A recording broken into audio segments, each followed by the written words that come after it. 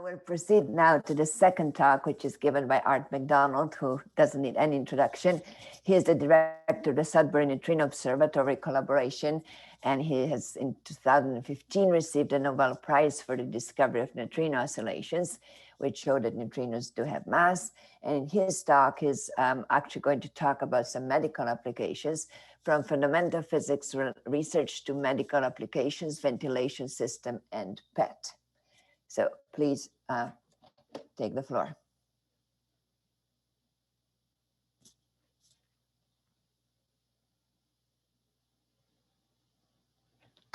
Oh, can you hear me? Yes.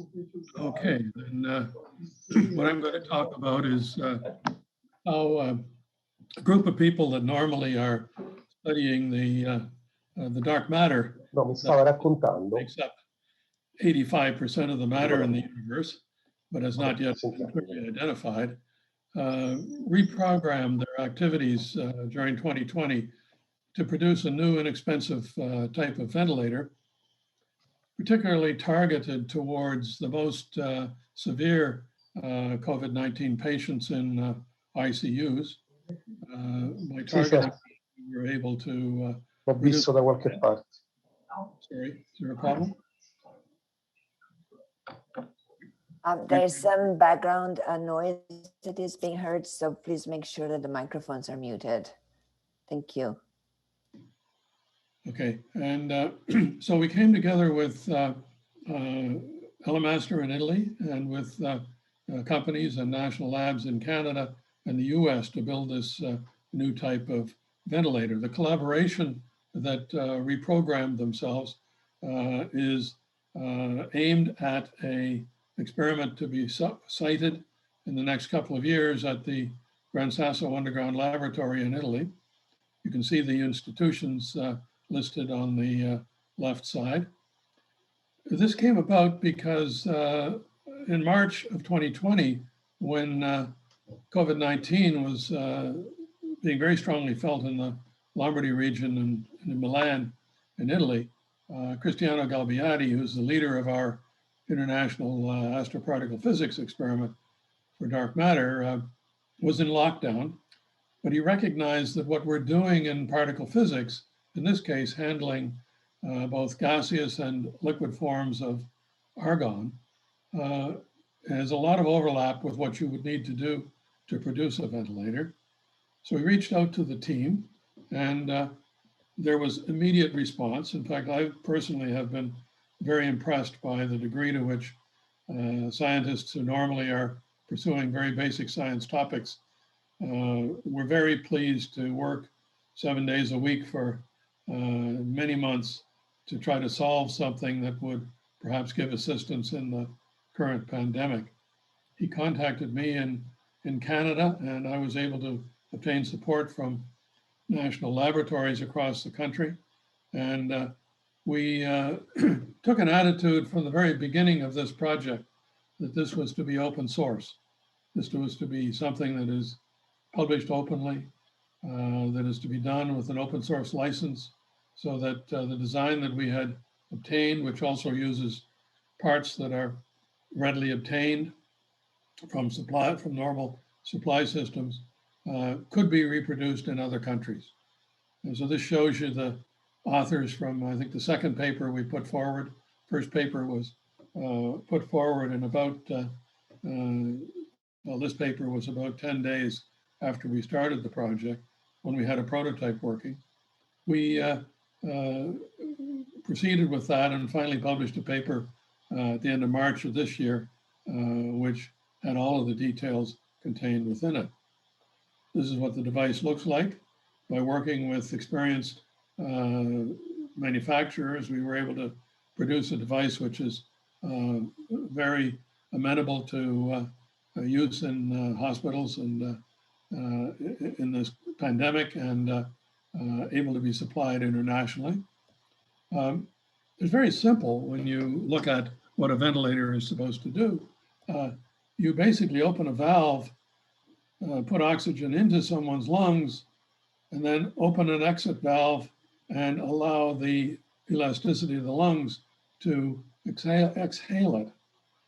However, what you're dealing with turns out to be much more complicated, particularly as we are not experienced in doing, but had great help from medical experts in dealing with patients directly. And so when you do that, you need to have additions to this simple concept. Well, first of all, the simple thing is a controller that controls those valves based on pressures that are measured at the relevant locations on the device and on the patient circuit, so-called, tubes connected to the patient. You have to monitor for what the flow is and for leaks. You have to monitor the oxygen content. You have to make sure that there are safety valves for all possible circumstances as defined by the regulatory agency's testing criteria. We put in a redundant supervisor, redundant CPU that would cover any circumstances with, which might be a problem with the central CPU. We also had to have alarms, of course, for personnel in the event of any sort of problem. And so we ended up with a device which, in the final design, is much more complicated than simply the two valves, which represent V1, the entrance valve, and V2, the exit valve.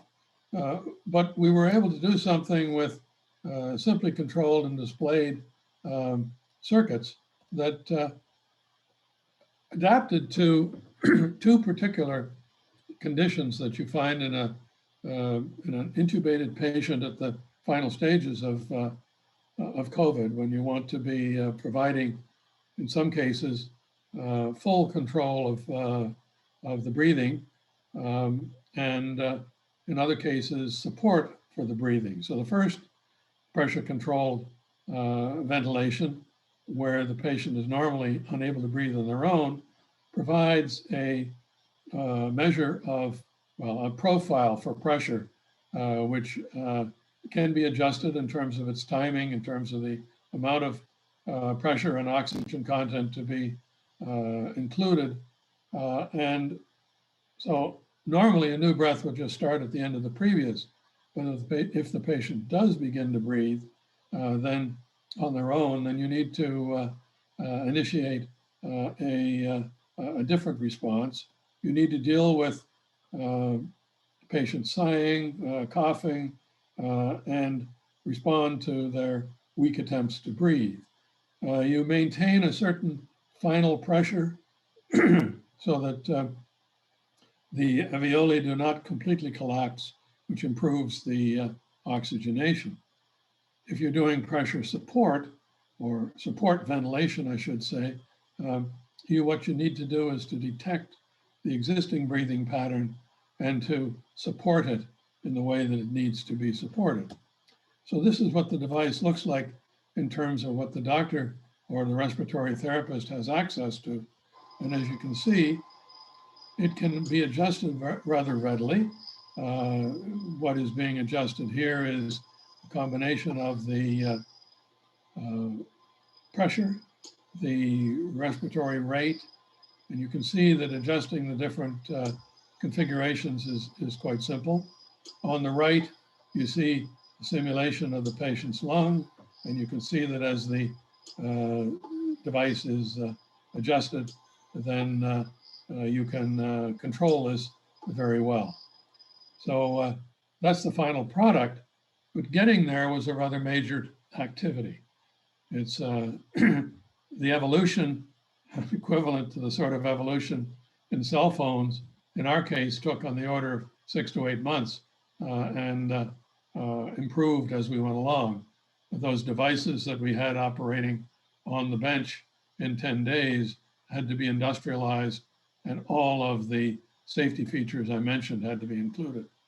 It involved strong advice from medical experts. In this case, we worked very closely with medical experts who were in the midst of the outbreak in Milan, as well as doctors in Canada and the United States, to design the device so that it could deal with, well, what you saw on the last video such that it could be very appropriate for patient care.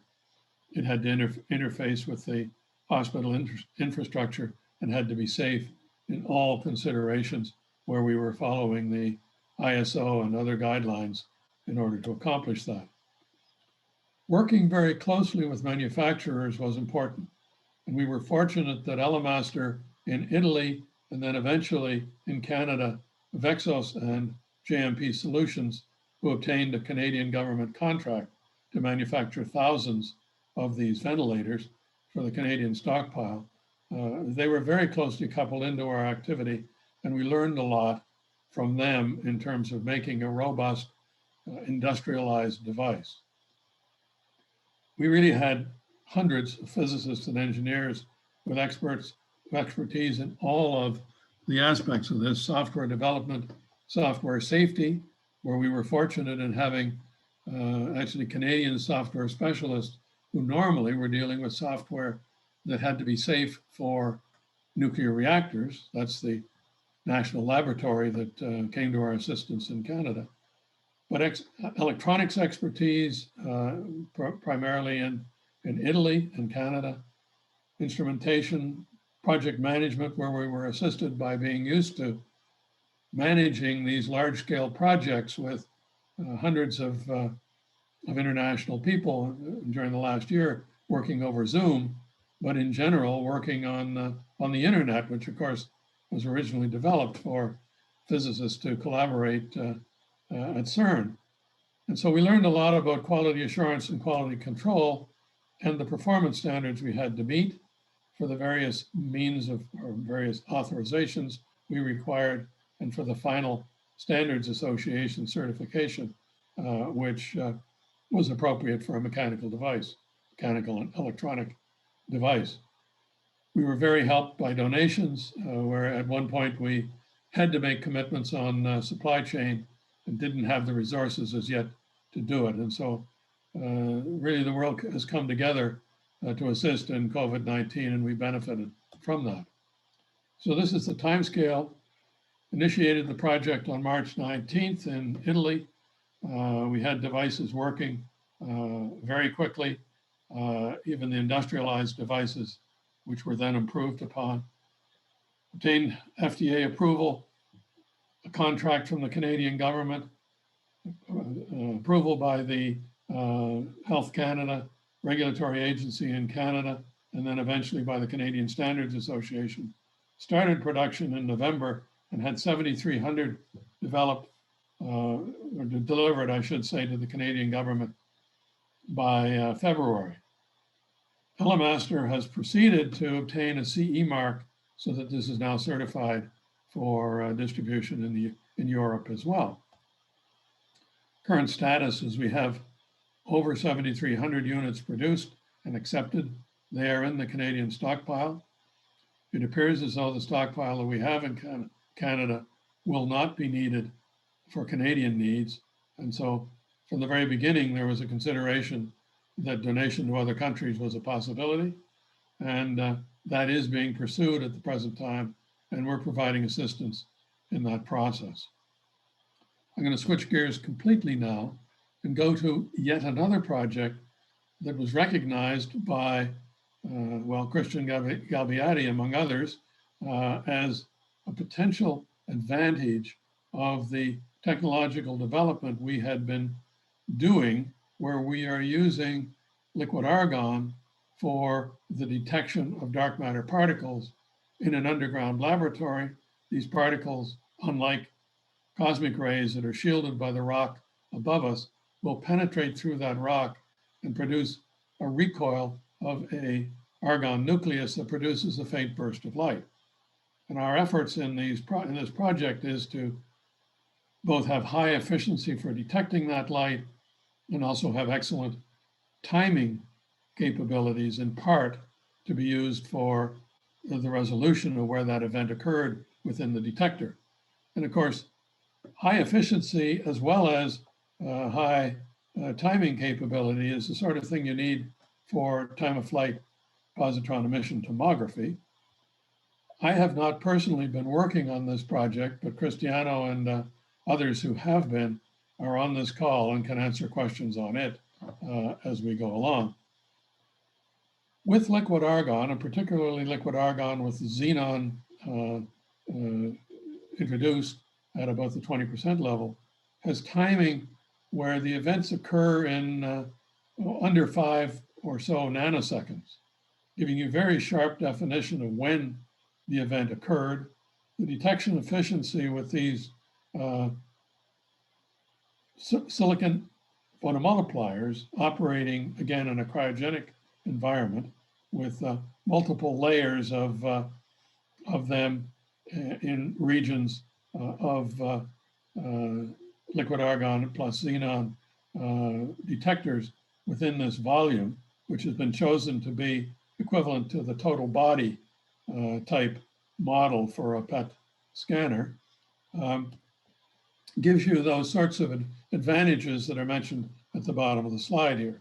Timing improved by a factor of 4, and detection efficiency improved by at least a factor of 20, some part of that coming from the whole body aspect compared to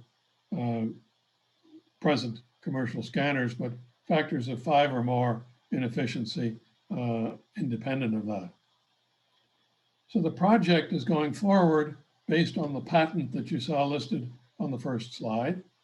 It's based on this proven technology. There is prototype funding in Italy, simulations going on in the US and Poland of the device that you saw in the first slide. It is using liquid argon doped with xenon in place of the usual LYSO crystals. The possibility here with that increase in timing and in efficiency is a reduction of fluorine-18 dose and suppression of secondary cancer risk. But it also opens the gates for more frequent screening or shorter screening times in adult patients, or for pediatric use where the normal doses are higher than is considered typically safe. And it also can be used for tracing the drug migration in real time. I'll show you at the end what the increase in sensitivity gives you in terms of increased count rate. So this is a geometry that is being simulated. We are looking for 500,000 channels, which is similar to a prototype that is being developed at the University of California at Davis called the Explorer, which is a whole body scanner using the LYSO approach. All of the simulations that we're doing are strictly following the NEMA 2018 international standards and the phantom geometries proposed in that recommendation. And what we find is an improvement, which you can see here in this table, which has a lot of information. But basically, for the simulations that have been done so far, which are not yet enhanced to the ultimate in imaging technology or application of AI, for example, but using standard initial imaging, we find that we can get resolution that is very similar to the resolution in 2 commercial detectors, which are not whole body, but we expect that for whole body, we will have, as you can see here, a factor of 4 or so larger counts observed in our detector per kilobecquerel of source. Part of that comes with the improved timing, which is, as you can see, about a factor of 5 better than LYSO. The final results then are very encouraging, and we expect that we will be able to provide the opportunity for a device that can be commercialized that will have significant advantages in terms of the reduction of dose and or the improvement of resolution. So thank you. Thank you very much for that talk. Quite an achievement with the ventilator. I don't see any questions, but I do have one. Looking at your ventilator, what would be the main features that differentiate it from whatever else is or was prior commercially available? Well, we did not attempt to support all of the elements that a ventilator might be used for, such as neonatal use and use with masks in general, simply because what we wanted is something that was low in cost. It has on the order of 50 central pieces, as opposed to on the order of, well, certainly in excess of 1,000 central components in a more sophisticated device.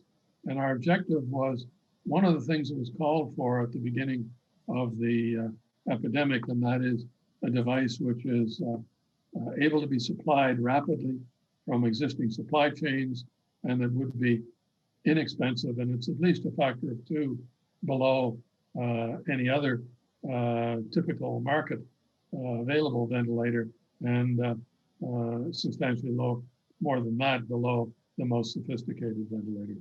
So it was rapid manufacture and targeting of the most severe COVID patients.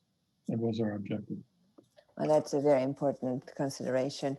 And in the meanwhile, there's 2 questions that came in. One is from John Pryor, asking, as compared to the Explorer total body PET, would you expect your system to be in the same price range? May I ask Christian Galbiati to respond to that, please?